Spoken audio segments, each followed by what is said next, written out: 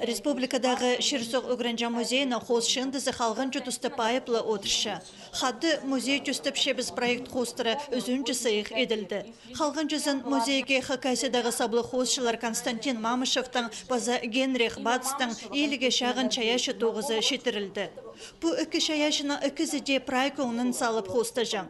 Константин Мамышев бұ керекке Санкт-Петербургта өнетін үгранган. Ол алдың сықын кіздің шүрейне шағын харана істі көрімнір шайырғы тартылжаң.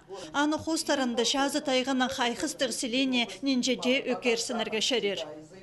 Önünde Kazanovka al İbre tağılır andauğa çürür bixinçan bolğan ol nima xustajın apuznan çayşa toqslarında kimlan Genrixovich'tan xustları önündan çayşa kendilerini ne kiliştirip olana sala alğat nimede uçuraldı bolğanda altında çurta orun bolğan olardan ikinci xatılında nima 9-cı oruna Генрих Бац 1906-жыларда очерктер пазы статьялар пазы пастан. 1964 жылда аның из века векті пастағы книгазы шарх көрген. Ол прай 6 книганың авторы. Шуқтызы аның ойлы пулбан. Ол ыстырғын неместер сөбірізінің. Илбекада шатузында 15 жастығды ол Туруханск районды көскін шонға шыр тұрылыр қасы пайғасқан. Аңнып шүржің. Ана ол ерткін чолын соқ жердегі шоның шуқтызын строкаларға епте салып айғасқан. Музейді аның 30 хозы хайралалар.